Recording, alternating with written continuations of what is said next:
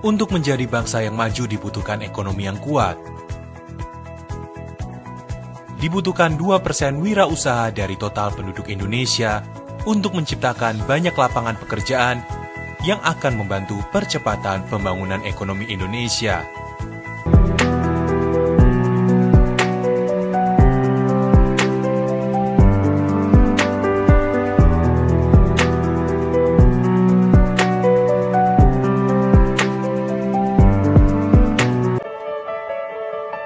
Dimulai dari sini, saya merasa bahwa sukses bukan lagi cuma sekedar angan-angan. Dimulai dari sini, saya mulai bertemu dan mempelajari ilmu ekonomi dan bisnis dari dosen-dosen yang profesional dan dosen-dosen yang benar-benar ahli di bidang ekonomi dan bisnis. Dimulai dari sini, saya diajarkan bagaimana menjadi seorang pebisnis yang handal dan terampil. Dimulai dari sini, saya mulai mengerti bagaimana merencanakan sebuah plan agar dapat direalisasikan dengan baik. Selain itu, dimulai dari sini, saya mulai mengerti bagaimana kesulitannya untuk menjadi seorang owner perusahaan yang harus mempertahankan, mengembangkan daripada usaha ini. Apalagi di tengah-tengah persaingan yang berat. Dan lagi saya juga merintis karir sebagai karyawan Bank Jateng. Jadi dalam situasi ini saya harus berusaha dua-duanya, karir yang sukses dan usaha yang sukses pula. Sukses bagi saya sih adalah apa yang kita inginkan, apa yang kita cita-citakan bisa tercapai. Tidak mudah sih memang kalau mengingat banyak hal yang telah saya lalui baik suka maupun duka. Kadang teringat sih masa-masa kuliah saat bagaimana saya berjuang hingga menjadi seperti sekarang ini. Peningkatan skill dan kompetensi diasah melalui pelatihan-pelatihan dan praktikum-praktikum di kampus yang sangat berguna sekali untuk perkembangan karir saya saat ini. Itu menjadi bekal yang sangat berharga untuk saya bisa menjadi sukses. Kegiatan kemahasiswaan memupuk percaya diri saya sehingga menjadi bekal saya dalam berkarya di dunia kerja. Pendidikan di sini sangat berkualitas, mulai dari dosen, fasilitas pembelajaran, tidak heran akreditasinya bagus. Sukses kami dimulai dari sini. Sukses kami dimulai dari sini. Sukses kami dimulai dari sini.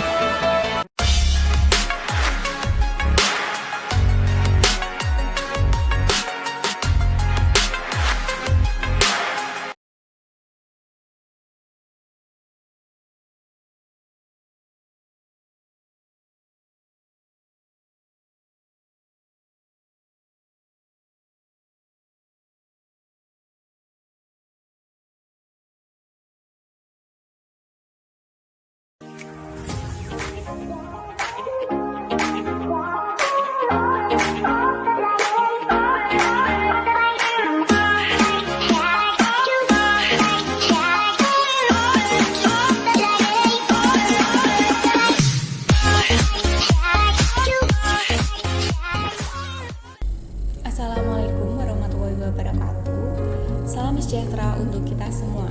Perkenalkan, nama saya Mailia Fajar Trikusmawardani dengan NIM 2205526013. Saya dari Prodi Akuntansi, Ekonomika dan Bisnis Universitas di Kubang, Semarang. Pada kesempatan kali ini saya akan mempresentasikan tentang langkah-langkah audit manajemen.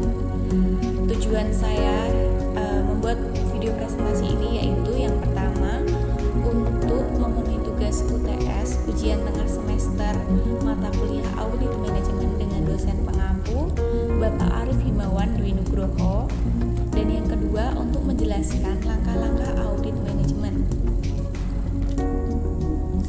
Sebelum saya ke topik langkah-langkah audit manajemen, saya akan menjelaskan pengertian dari audit manajemen itu sendiri.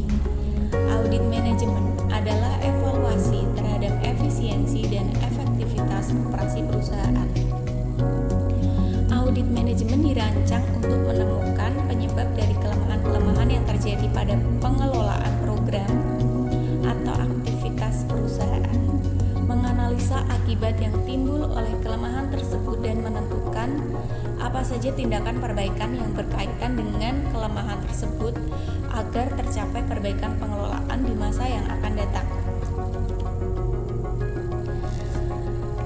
Ada 5 langkah audit manajemen, yaitu yang pertama, audit pendahuluan, yang kedua, review terhadap pengendalian manajemen, yang ketiga, audit lanjutan, yang keempat, pelaporan, dan yang kelima yaitu tindak lanjut. Baik, yang pertama yaitu audit pendahuluan. Audit pendahuluan dilakukan dalam rangka mempersiapkan audit lebih dalam.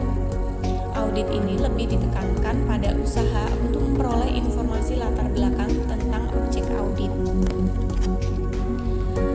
Ada beberapa hal yang penting yang harus diperhatikan berkaitan dengan pelaksanaan audit ini. Antara lain, yang pertama, pemahaman auditor terhadap objek audit. Yang kedua, penentuan tujuan audit. Yang ketiga, penentuan ruang lingkup dan sasaran audit. Yang keempat, review terhadap peraturan dan perundang-undangan yang berkaitan dengan objek audit. Dan yang kelima yaitu pengembangan kriteria awal dalam audit. Baik, kita mulai yang pertama yaitu pemahaman auditor terhadap objek audit. Objek audit meliputi keseluruhan perusahaan dan atau kegiatan yang dikelola oleh perusahaan tersebut dalam rangka mencapai tujuannya. Setiap objek audit memiliki wewenang dan tanggung jawab yang berbeda-beda sesuai dengan karakteristik dan sistem pendelegasian wewenang yang diselenggarakan pada perusahaan tersebut. Dalam pembahasan dengan manajer dan supervisor, auditor menjelaskan tujuan, sasaran, standar operasi, serta resiko bawaannya. Dalam kebanyakan audit, informasi penting dapat diklasifikasikan ke dalam fungsi dasar manajemen, antara lain perencanaan, pengorganisasian, pengarahan, dan kontrol. Lalu ada pengamatan dalam arti umum, terus dilakukannya selama audit pendahuluan, dan melalui pengamatan yang gigih serta tanya jawab yang cerdas.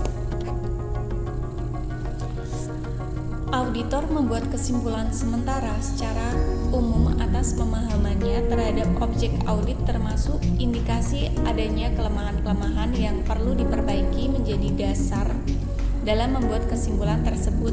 Berbagai temuan yang diperoleh pada tahap ini, terutama indikasi adanya kelemahan-kelemahan yang perlu diperbaiki, digunakan sebagai dasar sementara untuk menentukan tujuan, ruang lingkup, tujuan audit, dan penentuan kriteria serta bukti-bukti yang diperlukan.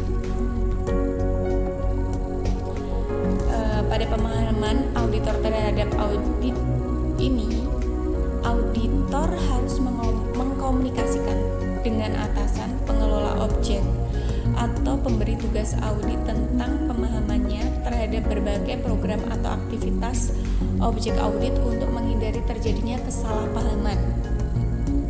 Komunikasi ini lebih efektif jika dilakukan secara tertulis dengan meminta tanggapan pemberi tugas audit tentang hal-hal berikut, seperti misalnya ada informasi yang mendukung tujuan audit, lalu ada informasi yang mengarahkan ruang lingkup audit, dan informasi yang mengarah pada tujuan audit. Lalu yang kedua yaitu penentuan tujuan audit. Auditor harus merumuskan tujuan audit yang lebih rinci. Beberapa alasan yang mendasari diperlukannya audit manajemen termasuk diantaranya yaitu yang pertama, terjadinya pemborosan dan ketidakefisienan penggunaan sumber daya perusahaan. Yang kedua, tujuan yang telah ditetapkan tidak tercapai. Yang ketiga, adanya alternatif yang lebih baik dalam pencapaian tujuan yang telah ditetapkan. Yang keempat, terjadinya penyimpangan dalam penggunaan sumber daya.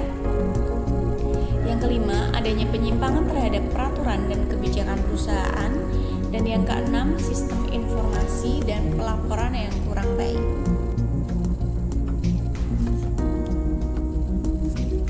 Dalam merumuskan tujuan ini, auditor dapat melakukan dengan cara sebagai berikut.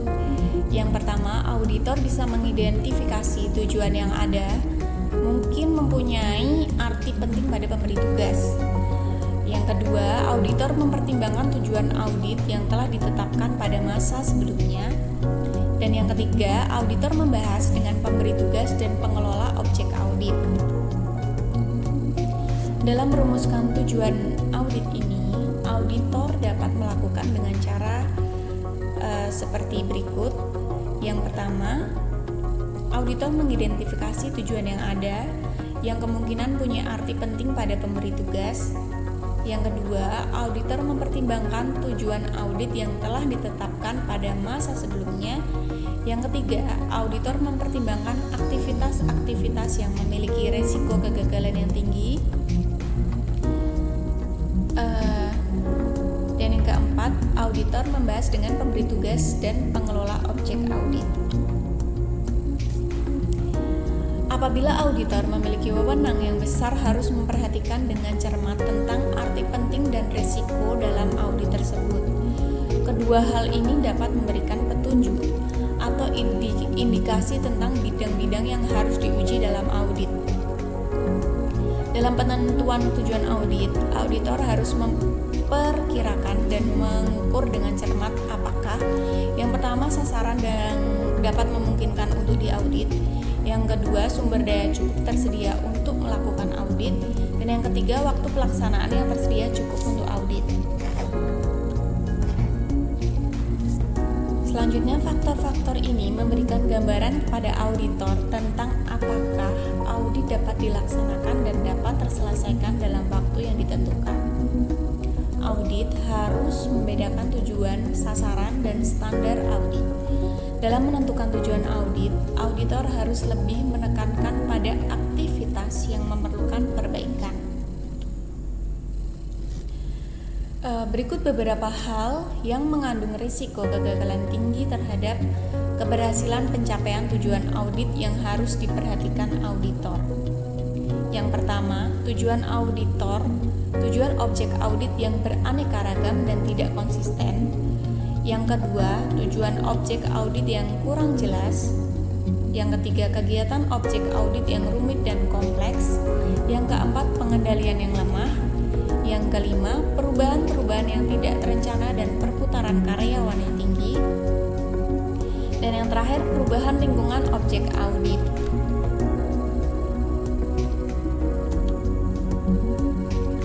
Hasil dari berbagai analisis yang dilakukan terhadap faktor-faktor yang mempengaruhi penentuan tujuan audit harus dikomunikasikan kepada pemberi tugas audit untuk mendapatkan kesamaan sudut pandang dalam penentuan tujuan audit.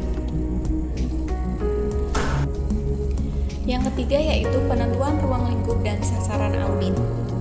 Ruang lingkup audit menunjukkan luas atau area dari tujuan audit. Di samping itu, penentuan ruang lingkup audit harus mengacu pada tujuan audit yang telah ditetapkan.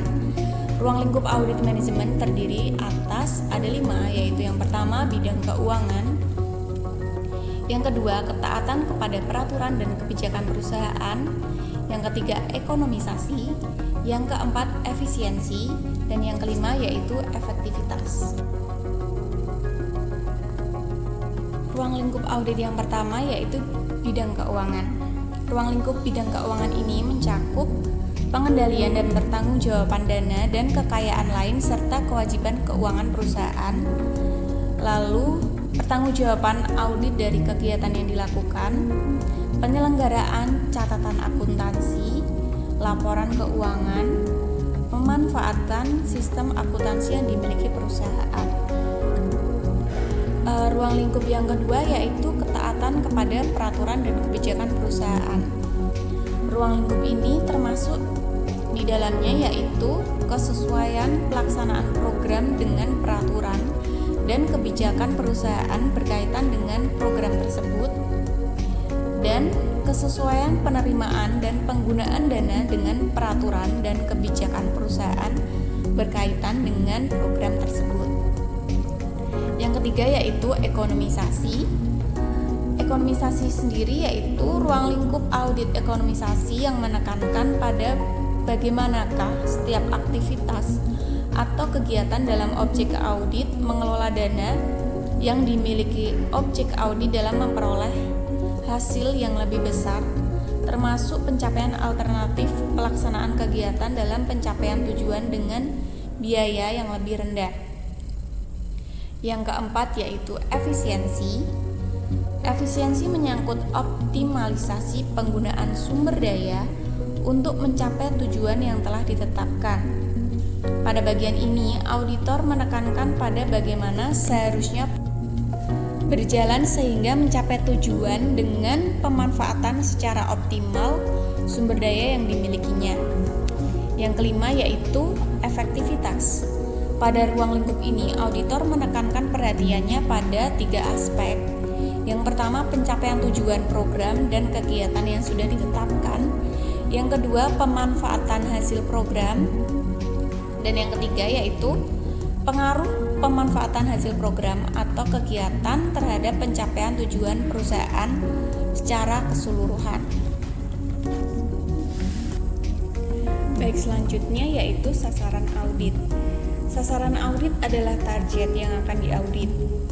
Dalam target ini, terkadang pertanyaan auditor yang jawabannya akan diperoleh melalui proses dan kesimpulan hasil audit. Elemen-elemen penting dalam setiap tujuan audit ada 3, yaitu yang pertama kriteria, yang kedua penyebab, dan yang ketiga yaitu akibat. Saya mulai dari kriteria. Kriteria merupakan norma, standar, atau sekumpulan standar yang menjadi panduan setiap individu atau kelompok dalam melakukan aktivitas sebagai pelaksanaan atas wewenang yang diberikan kepadanya. Standar atau norma ini dipergunakan untuk menilai aktivitas atau hasil aktivitas dari setiap individu atau kelompok pada objek audit. Kriteria dapat berupa standar operating procedure atau SOP perusahaan, job description, peraturan perusahaan, serta rencana bisnis atau petunjuk pelaksanaan suatu aktivitas dan standar evaluasinya, serta bentuk-bentuk lain yang mungkin sesuai dengan karakteristik. Yang kedua yaitu penyebab. Penyebab merupakan tindakan atau aktivitas aktual yang dilakukan oleh setiap individu atau kelompok yang terdapat pada objek audit. Lalu yang ketiga yaitu akibat.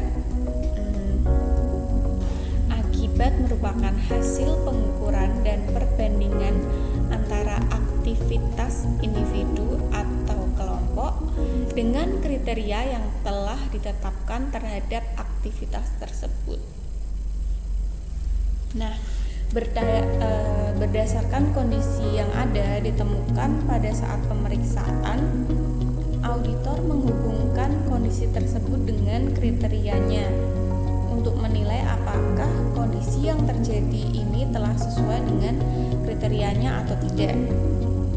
Kondisi adalah hasil atau realisasi dari pelaksanaan kriteria yang telah ditetapkan dan menjadi pedoman dalam beraktivitas pada objek pemeriksaan.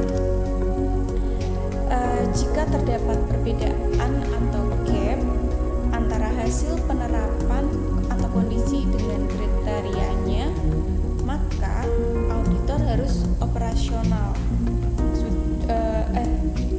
auditor harus mencari penyebabnya. Penyebab sesungguhnya adalah penerapan dari kriteria, apakah aktivitas operasional sudah berjalan sesuai dengan kriteria yang menjadi pedomannya. Lalu apakah setiap aktivitas yang berjalan tidak sesuai dengan kriterianya akan menjadi penyebab dari terjadinya kesenjangan atau gap antara kondisi dan kriterianya. Setelah itu, atas kondisi kesenjangan ini lalu diukur akibatnya, seberapa besar akibatnya. Jadi akibat itu adalah hasil pengukuran dan pembandingan antara aktivitas individu atau kelompok dengan kriteria yang telah ditetapkan kepada aktivitas tersebut. Secara umum, akibat dapat dikelompokkan menjadi dua. Yang pertama yaitu akibat finansial dan non-finansial. Akibat buruk yang terjadi menunjukkan adanya kekurangan atau kelemahan yang masih terjadi, mungkin pada kriterianya atau penerapan pada kriterianya. Maka dari itu, auditor tidak saja menilai penyebab dan atau akibatnya, tetapi penilaian juga dilakukan terhadap kriteria yang menjadi pedoman dalam setiap aktivitasnya. Lalu apakah kriteria yang digunakan saat ini masih relevan dengan praktik yang dijalankan? Dan apakah kriteria saat ini sudah merupakan praktik terbaik atau the best practice pada industri yang sama? Dan apakah kriteria ini sudah sesuai dengan ketentuan dan peraturan yang berlaku untuk aktivitas tersebut? Pertanyaan-pertanyaan tersebut merupakan poin-poin kritis dalam penilaian kriteria. Dalam praktiknya, auditor mungkin mengalami kesulitan dalam membedakan antara kondisi, kriteria, penyebab, dan akibat. Maka dari itu, kehati-hatian auditor dalam memahami permasalahan dalam objek pemeriksaan dan tujuan dilakukannya audit sangat penting untuk menghindari terjadinya kesalahan interpretasi dan mengelompokkan temuan-temuan yang diperoleh. Selanjutnya, saya akan menjelaskan tentang cara menyajikan temuan audit. Temuan audit merupakan fakta atau data dan informasi yang ditemukan auditor dalam pelaksanaan auditnya. Penyajian temuan dalam audit manajemen dapat dilakukan dalam bentuk kolom-kolom, di mana setiap kolom menyajikan sebuah temuan berupa kondisi, kriteria, penyebab, dan akibat. Atau penyajian temuan audit dapat juga dilakukan dengan menyajikan dalam bentuk narasi dengan sistematika urut ke bawah mulai dari kondisi, penyebab, dan akibat. Baik, selanjutnya yaitu cara menyajikan temuan audit. Temuan audit merupakan fakta dari data dan informasi yang ditemukan seorang auditor dalam pelaksanaan auditnya.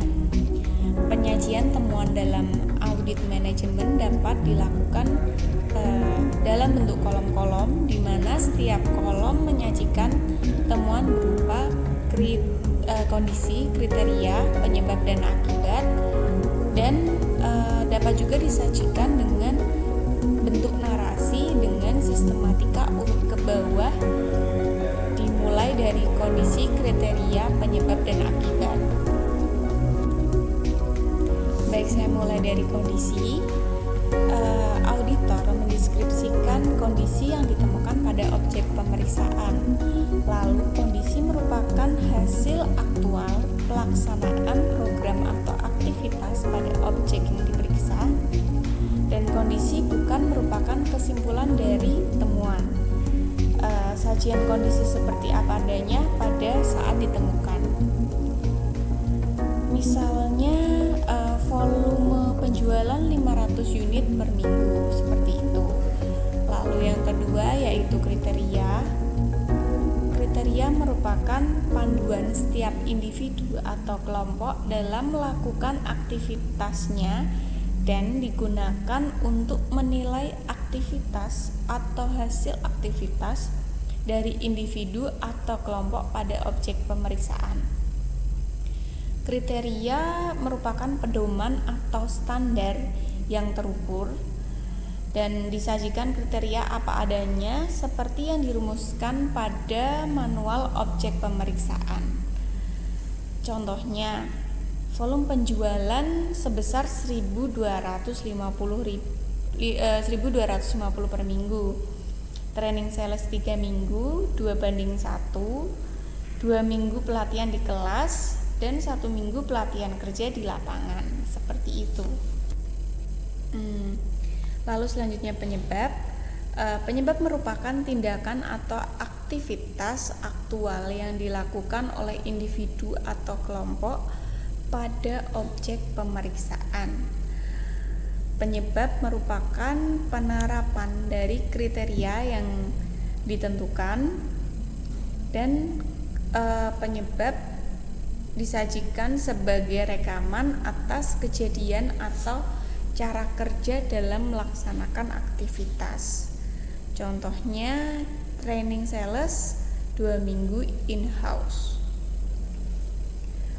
Selanjutnya akibat. Akibat merupakan hasil pengukuran dan perbandingan antara aktivitas individu atau kelompok dan kriteria yang telah ditetapkan terhadap aktivitas tersebut. Pada tahap akibat ini dilakukan penilaian dan pengukuran terhadap pengaruh dari perbedaan antara pencapaian aktivitas dengan kriterianya. Seperti misalnya akibat dari tidak tercapainya volume penjualan, laba yang dicapai belum mampu memenuhi suatu target. Tujuan suatu perusahaan harus dinyatakan dengan jelas dan disosialisasikan ke berbagai tingkatan manajemen untuk dipahami. Dalam melakukan penelaahan terhadap sistem pengendalian manajemen perusahaan, auditor harus memahami dengan baik tujuan suatu perusahaan.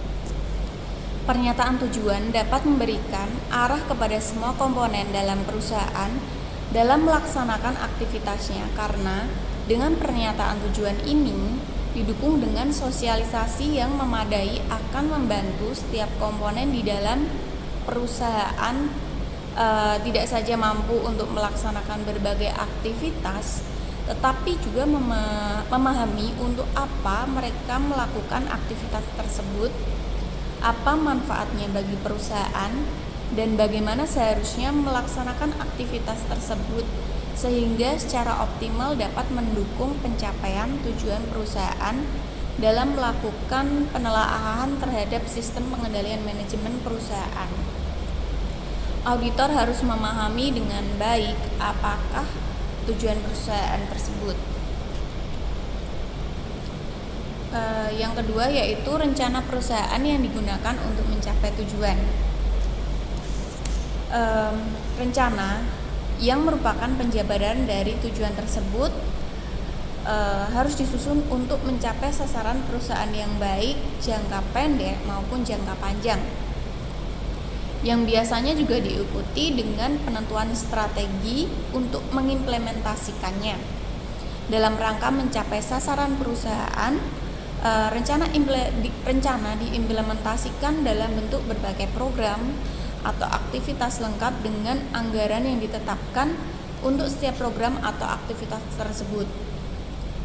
Rencana dalam bentuk anggaran dapat digunakan sebagai sarana untuk mengendalikan berbagai program atau aktivitas yang dilaksanakan, termasuk sebagai alat untuk mengevaluasikan pelaksanaan program atau aktivitas tersebut. Rencana biasanya disusun berdasarkan pencapaian terbaik suatu perusahaan pada waktu sebelumnya untuk menentukan pencapaian terbaik berikutnya. Oleh sebab itu, penyusunan rencana harus diawali dengan adanya identifikasi terhadap ketersediaan sumber daya, berbagai hambatan internal, peluang-peluang yang mungkin atau ingin dicapai, dan berbagai hambatan eksternal yang mungkin akan dihadapi. Tidak kalah pentingnya, selain realistis, rencana juga harus memuat tentang keinginan melakukan perbaikan secara terus-menerus atau continuous improvement. Selanjutnya, kualitas dan kuantitas SDM yang memadai. Perencanaan yang telah ditetapkan oleh suatu perusahaan harus didukung oleh ketersediaan SDM yang memadai dalam merealisasikan rencana tersebut. Keberadaan SDM menjadi sangat penting karena semua wewenang dan tanggung jawab berhubungan dengan keberadaan sumber daya manusia tersebut. Kebutuhan SDM dalam perusahaan seharusnya lebih menekankan kepada kapasitas yang harus tersedia dihubungkan dengan berbagai program atau aktivitas yang dilaksanakan dalam suatu perusahaan. Kapasitas SDM yang harus tersedia dipengaruhi oleh dua hal penting, yaitu kualitas dan kuantitas.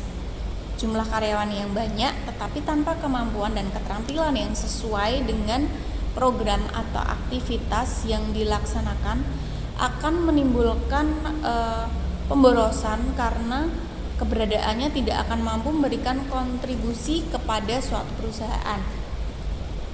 Untuk menilai ketersediaan SDM dan efektivitasnya dalam mendukung pencapaian tujuan suatu perusahaan, auditor harus memperhatikan beberapa hal, seperti misal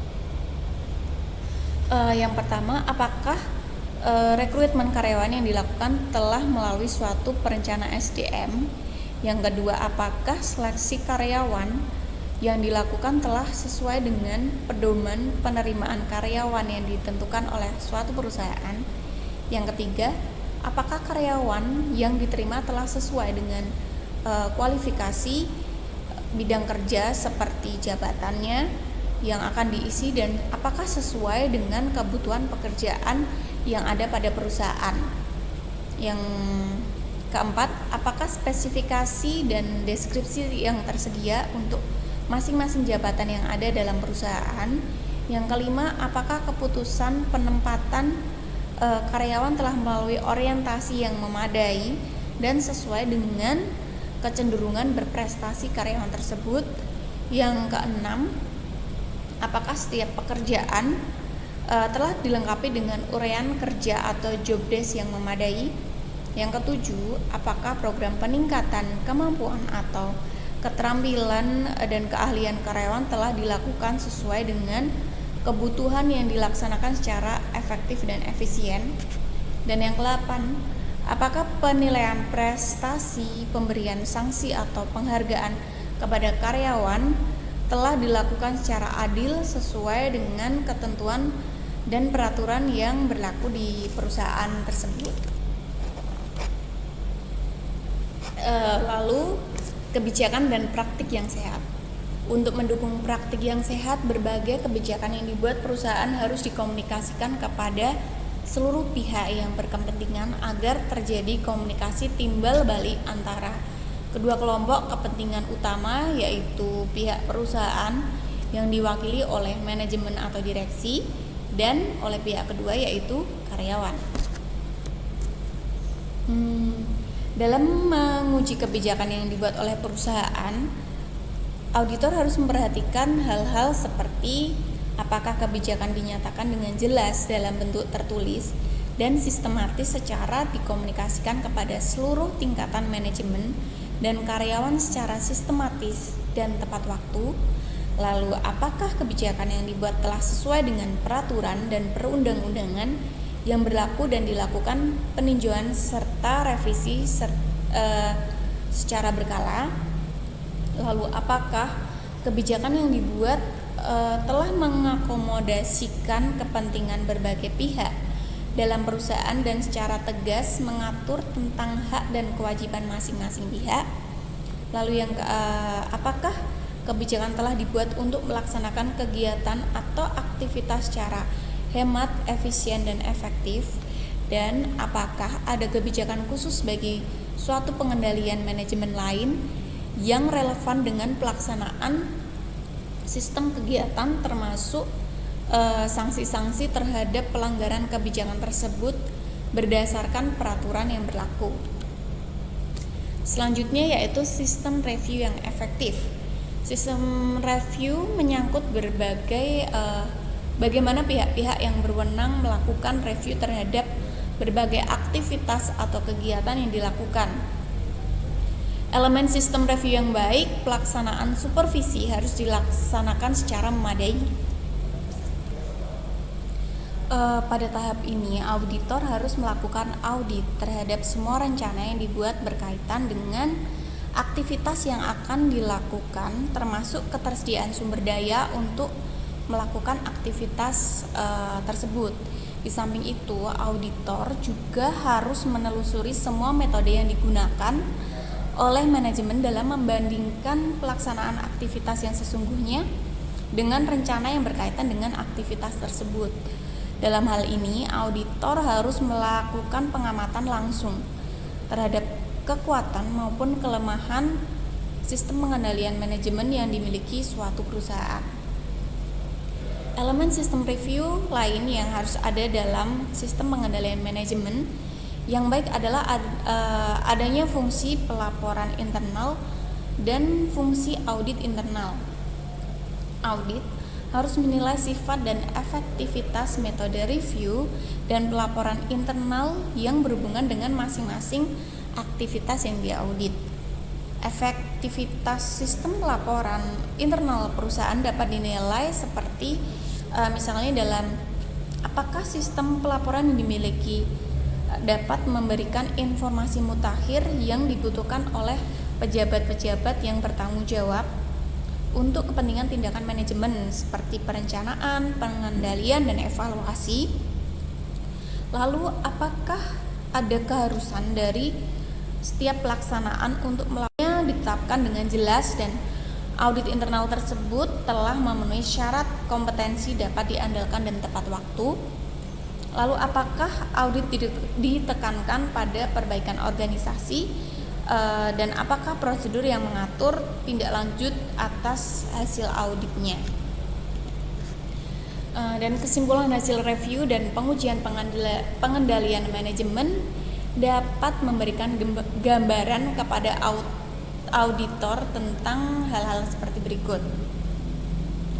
Keandalan sistem pengendalian manajemen perusahaan dalam memandu operasional yang berlangsung pada perusahaan tersebut. Apakah tersedianya cukup bukti yang dibutuhkan dalam pengembangan tujuan audit sementara, tentatif audit objektif menjadi tujuan auditor yang sesungguhnya, definitif audit objektif. Lalu langkah kerja yang dilaksanakan pada tahap berikutnya untuk memudahkan program kerja audit. Ada 7 langkah kunci yang harus diperhatikan seorang auditor dalam melakukan review. Yang pertama, auditor harus menetapkan tingkat penting atau significance dan kepekaan atau sensitivity hal-hal pokok dari program atau aktivitas yang diaudit. Yang kedua, auditor harus menilai tingkat kerentanan program atau aktivitas terhadap sumber daya, kegagalan, pencapaian sasaran, dan ketidaktaatan terhadap ketentuan, peraturan, dan kebijakan yang ditetapkan perusahaan. Yang ketiga, auditor mengidentifikasi dan memahami pengendalian manajemen yang relevan.